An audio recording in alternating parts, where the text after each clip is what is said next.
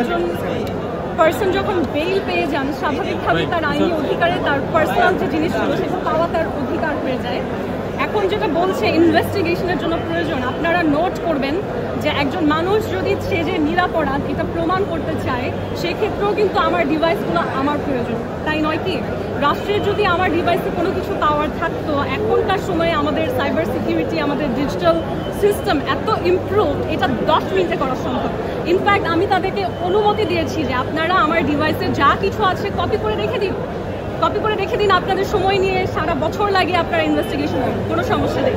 কিন্তু আমাদের রাষ্ট্র যে সেটা করতে পারছে না, আমি মনে করি যে এটা আসলে আমাদের রাষ্ট্রের উইকনেসটা দেখায় যে কেন আমরা ডিজিটালি এত পিছিয়ে আছি, তাই নয় কি? আদালতকে হতে হবে নিউট্রাল একটা জায়গা। আদালতকে সবার জন্য আইন সমান, আপনি যত বড় হন যত ছোট হন। আজকে আমি মেঘনা আলম আন্তর্জাতিকভাবে স্বীকৃত একজন মানবাধিকার কর্মী এবং আমি আন্তর্জাতিকভাবে সার্টিফাইড একজন leadership trainer, political leadership trainer, রাজনৈতিক প্রশিক্ষক।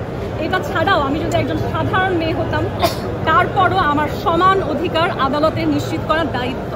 সেই আদালতে দাঁড়িয়ে যখন এতগুলো কথা বলা হয় যেটা আপনারা মিডিয়াও পিক করেন, রাষ্ট্রীয় পক্ষ থেকে বলা হয় বা কেউ খুব ওভার এক্সাইটমেন্টে রাষ্ট্রের হয়ে বলে, হয়তো এটা রাষ্ট্রের কথা নয়, এই যে কথাগুলো যখন মিডিয়া পিক করে তারা এটা প্রকাশ করে এমনভাবে যেন এটা বাস্তব। কিন্তু আমরা আজকে আদালতে দেখেছি যে আমার বিরুদ্ধে কোনো প্রমাণ, কোনো উইটনেস, কোনো ভিকটিম, কোনো কিছুই নাই, শুধুমাত্র অজুহাত, অনুমান, তার ভিত্তিতে কোনো কেস আদালতে চলতে পারে না। এবং এই যে সারা বাংলাদেশে আমার সম্পর্কে একটা ভুল ধারণা এই কথাগুলোর মাধ্যমে ছড়াচ্ছে, তাই আমি হাত তুলে আগে আজকে পরিষ্কার করেছি যে আপনারা যাকে নিয়ে কথা বলছেন তার উপরও বাংলাদেশের ভাবমূর্তি নির্ভর করছে। এবং একজন বিদেশি রাষ্ট্রদূতের চেয়ে এই দেশের একজন মিস বাংলাদেশ টাইটেল হোল্ডারের ভাবমূর্তি নষ্ট হওয়া আমাদের দেশের জন্য অনেক অনেক বড় ক্ষতি। ওই ক্ষতিটা হয়তো তাৎক্ষণিক দেখা যায় যে একজন শক্তিশালী মানুষ রাগ করলেন, তাৎক্ষণিক ভয়টা পাওয়া যায়। কিন্তু যখন আপনি আপনার দেশের টাইটেল হোল্ডার, আজকে কল্পনা করেন মিস জাপান, মিস ইন্ডিয়া, তারা যদি এই অবস্থায় থাকতো, কোনোভাবেই তার রাষ্ট্র তাকে এই অবস্থায় থাকতে দিত না। কারণ আপনারা দেখতে পাচ্ছেন, অলরেডি দেখতে পাচ্ছেন যে আমাদেরকে প্রচুর দেশ, যে সমস্ত দেশে কেউ ভ্রমণ করতে চায় না সেই দেশও আমাদের ভিসা রিজেক্ট করছে। বহু বিশ্বে বহু জায়গায় মানুষ চান্স পাচ্ছে ইউনিভার্সিটিতে, কিন্তু তারপরে বলছে যে না, আমরা আপনাদের অ্যাডমিশন নিব না। এগুলো কেন হচ্ছে? কারণ আমরা নিজেরা আমাদের ভাবমূর্তি বৈশ্বিকভাবে করেছি আমার দেশের মানুষ কি এক্সটর্শনিস্ট। এই ভাবমূর্তি আমাদেরকে দূর করতে হবে, কারণ এরকম কোনো কিছুর তো কোনো প্রশ্নই ওঠে না। আমি আদালতকে বলেছি আমি প্রমাণ দেব যে ঈসা আমার পিছনে ঘুরতো, ঈসা আমাকে তার প্রেমে ফেলেছে, কিন্তু আদালত আমার সেই প্রমাণ বলেছে আজকে তারা দেখতে প্রস্তুত না। আমি রাষ্ট্রপক্ষের আইনজীবী এই মামলার অ্যাডভোকেট হারুনুর রশিদ। এই মামলার নাম্বার হচ্ছে ধানমন্ডি 12/4/2025। এই মামলাটা হচ্ছে পেনাল কোডের 420, 385, 85 এবং 109। এই মামলার দুজন আসামি। আজকের আসামির নাম হচ্ছে, যিনি আজকে এই মামলায় বিজ্ঞ আদালতে হাজিরা দেওয়ার জন্য আসছে এবং একটা পিটিশন দাখিল করেছে, মেঘনা আলম। এই মামলার অপর একজন আসামি সামির দেওয়ান। এই আসামিগণ একটি সংঘবদ্ধ প্রতারক চক্রের সদস্য। এরা বাংলাদেশের বিভিন্ন সুন্দরী মেয়েদেরকে দিয়ে বাংলাদেশে কর্মরত বিভিন্ন রাষ্ট্রের কূটনীতিক, প্রতিনিধি এবং দেশের ধর্নাঢ্য ব্যক্তি, রাজনৈতিক ব্যক্তিত্ব এবং রাষ্ট্রদূত, সুশীল যে ব্যক্তিবর্গ আছে, এদেরকে প্রেমের পাদে ফেলে অবৈধ সম্পর্ক স্থাপন করে, মেলামেশা করে। এই অবৈধ সম্পর্ক স্থাপনের মাধ্যমে সুকৌশলে বিভিন্নভাবে এদেরকে অবৈধ পন্থা অবলম্বন করে এদের কাছ থেকে মোটা অঙ্কের টাকা দাবি করে, চাঁদা নেয়।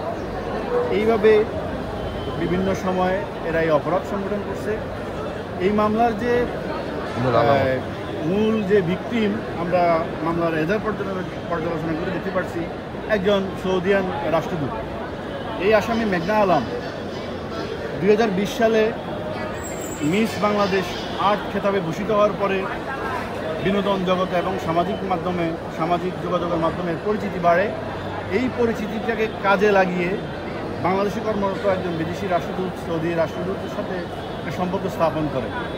সেই স্থাপনের মাধ্যমে এই রাষ্ট্রদূতের নিকট এই আসামি এবং এই যে চক্র 1 নম্বর আসামি সহ ধানমন্ডির একটা রেস্টুরেন্টে বসে আলাপ আলোচনা করে একটা মিটিং আয়োজন করে। সেই মিটিংয়ে সিদ্ধান্ত হয় এই রাষ্ট্রদূতের নিকট থেকে $5 মিলিয়ন টাকা চাঁদা দাবি করবে এবং এই টাকা আত্মসাৎ করবে এবং এই টাকা আদায় করবে। সেগুলো এই মোবাইল, এই ল্যাপটপগুলো যখন ফরেন্সিকে নিয়ে তদন্তকারী কর্মকর্তা পরীক্ষা নিরীক্ষা করবে, তখন এগুলো সব বের হয়ে আসবে। তদন্তের এই মুহূর্তে বিজ্ঞ আদালত যদি এই মোবাইল এবং জব্দকৃত আলামত এই আসামির নিকট জিম্মায় দিয়ে দেয়, তাহলে এই মামলার আলামত, গুরুত্বপূর্ণ আলামত নষ্ট হবে। বিজ্ঞ আদালত রাষ্ট্রপক্ষের বক্তব্য শুনছে এবং বাদীর আজকের আসামির বক্তব্য শুনছে, আসামি বক্তব্য, আইনজীবীর বক্তব্য শুনছে। শুনে বিজ্ঞ আদালত একটা অর্ডার দিয়েছেন। সেই অর্ডারটা হলো আগামী 31/8/2025 অর্থাৎ আগামী ধার্য তারিখে তদন্তকারী কর্মকর্তাকে নির্দেশ দিয়েছেন এই যে আলামত, এই আলামতের মালিকানা যাচাই এবং এই আলামতগুলো ফরেন্সিকে পরীক্ষা নিরীক্ষা করে এই মামলার সংক্রান্ত যেসব তথ্য আলামত পাওয়া যায় সেগুলো সংগ্রহ করার জন্য এবং ফরেন্সিক রিপোর্ট বিজ্ঞ আদালতে দাখিল করার জন্য, পেশ করার জন্য।